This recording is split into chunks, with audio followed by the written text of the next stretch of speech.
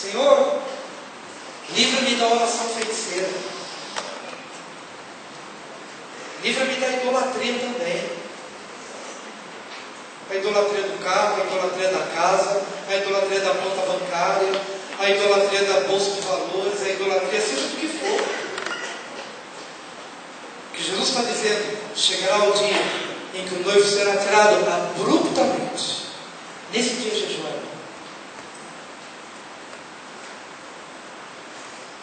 Então esse jejum, que abstém-se de comida, mas também abstém-se de qualquer outra coisa que seja o meu atrativo, é simplesmente uma percepção de que de alguma forma o noivo foi ofendido dentro de mim. Eu preciso voltar à comunhão com ele.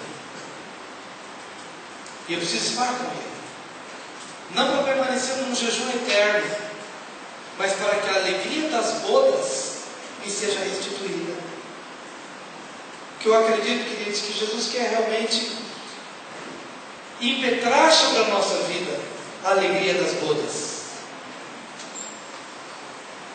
Mas para que essa alegria das bodas se torne uma realidade na minha vida, eu preciso verificar o que está arrancando abruptamente Jesus na minha relação pessoal. E aí, querido, quando o Espírito começa a falar, ele vai, não se assuste, ele vai começar a trazer por amor, ele vai começar a trazer uma listinha, de uma forma ou de outra. Você vai ler na Bíblia e você vai se ver ali. Você vai estar andando, alguém vai orar por você, e de repente ele ora em cima de alguma coisa, que é uma coisa que você tem feito, e que tem afastado o noivo da tua presença. Isso vai te trazer um certo aborrecimento, mas é para o teu bem. Quem sabe ele vai começar a te mostrar como é que você dirige no trânsito, como é que você dirige no trânsito, por exemplo. Porque às vezes nós adotamos determinadas posturas que a gente se acostuma tanto e a gente não percebe mais. De repente alguém mal ameaçou ultrapassar e você já se indispôs com a pessoa lá no teu coração. Alguma palavra escapa e você não percebe. Se fizermos uma brincadeirinha entre nós, vai pagar um castigo a primeira pessoa que fizer algum comentário negativo de alguma pessoa. Vamos ver quem vai ganhar? Porque é possível que nessas brincadeirinhas informais, que era justamente o que Jesus mais tinha para com os discípulos, informalidade e não religiosidade, na informalidade ele falava a verdade. Um dia no caminho, ele viu dois discípulos cochichando, conversando alguma coisa. Ele chegou em casa e aí perguntou para os discípulos: escuta, o que vocês estavam falando no caminho? E eles ficaram com vergonha, né? Mas admitiram que estavam perguntando quem deles seria o maior. Então Jesus pôs uma criança no meio, em informalidade da família, da relação de uma célula. O Deus imanente, ele se revela assim. É através do exemplo de uma criança, num encontro de casais, num seminário de família, onde tem um grupo pequeno, nas casas, ele fala, ele toca, vem uma criança como exemplo. E então Jesus disse: escuta, se vocês não se tornaram como essa criança, vocês não podem entrar no reino. Vocês estão perguntando quem é grande, quem é maior. Isso não existe entre nós.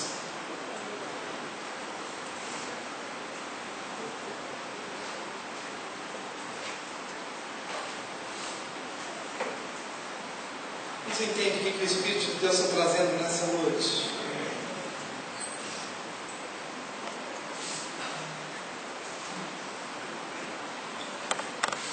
Jesus está dizendo que ele estava muito longe de todo o formato religioso que as pessoas esperavam dele.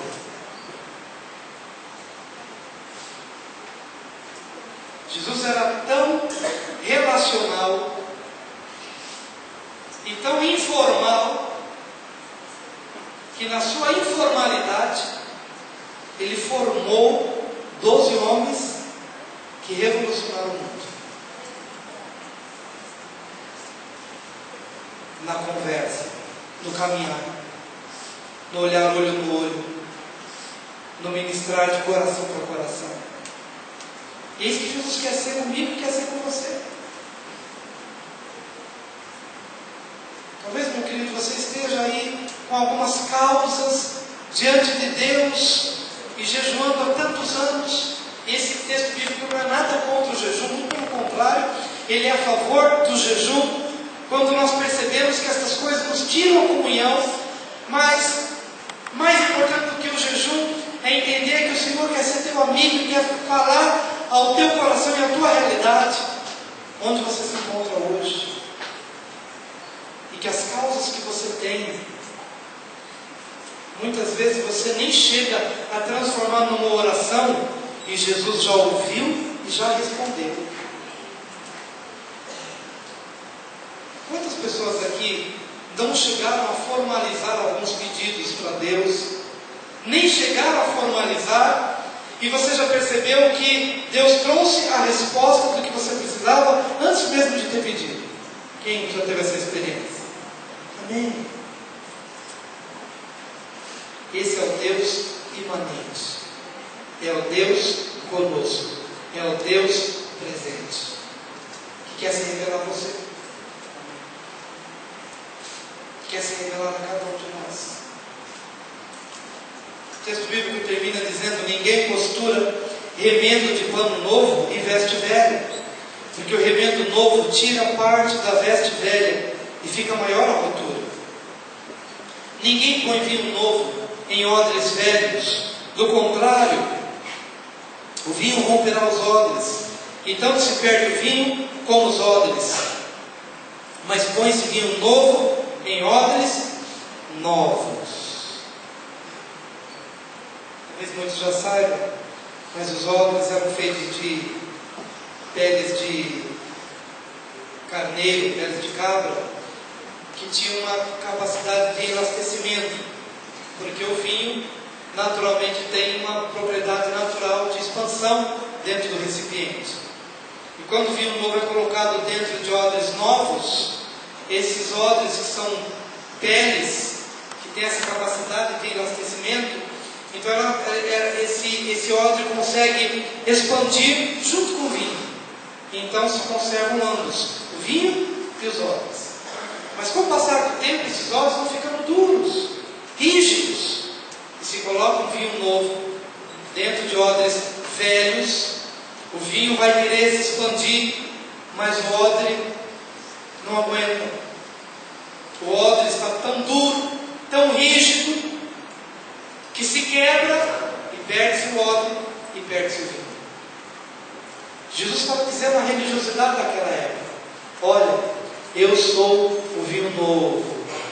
Se vocês não renovarem os odres da vossa mente, se vocês não dilatarem o vosso coração para receber o vinho novo que sou eu, a minha doutrina, a minha palavra, se vocês estão tão duros pela religiosidade, para aquilo que vocês aprenderam, mas que não surte nenhum efeito frutífero,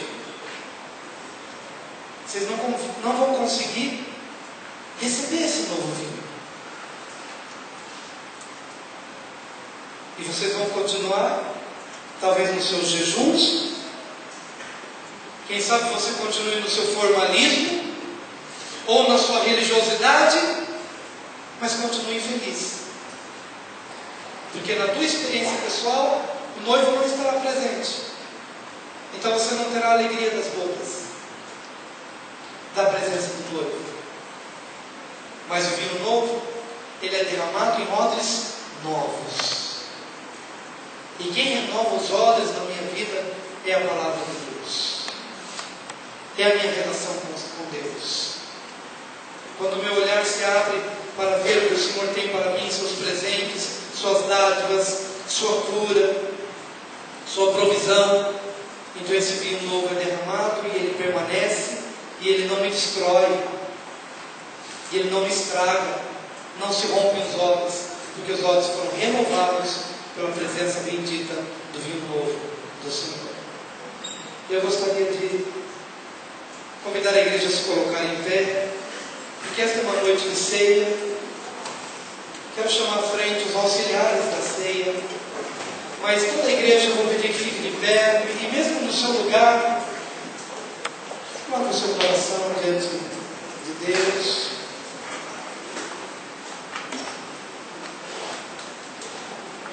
Coloque o seu coração,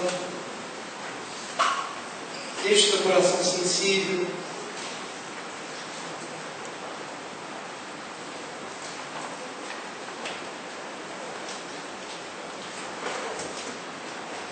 Deixe o seu coração sensível para aquilo que o Senhor está fazendo ou falando nessa hora. Em nome de Jesus.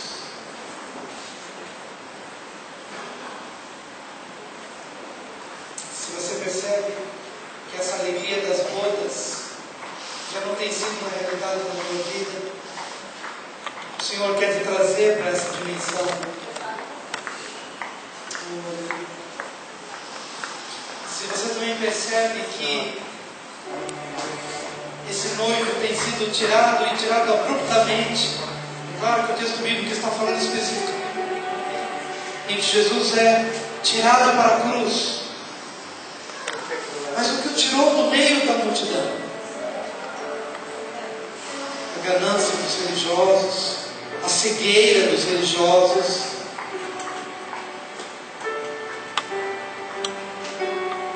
traição de Judas.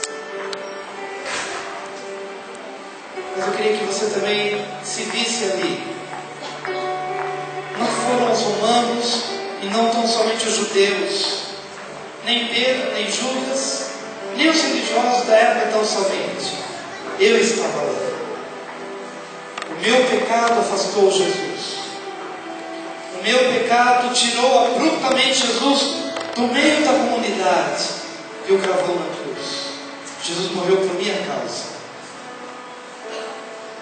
Nesse momento eu queria que você contemplasse não o sacerdote, nem Judas, nem Pedro, mas contemplasse a você naquele contexto.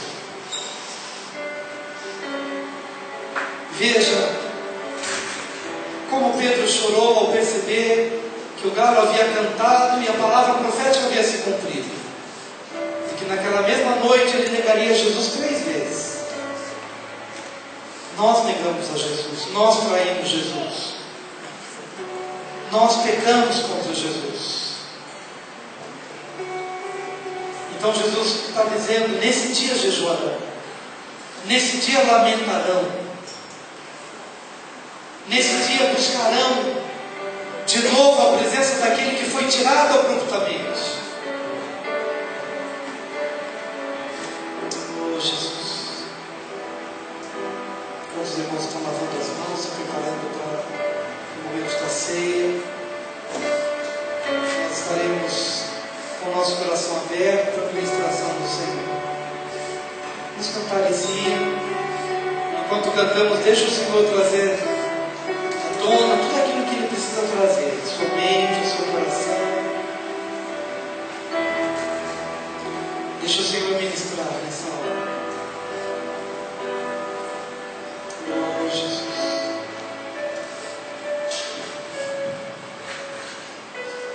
Oh, Jesus.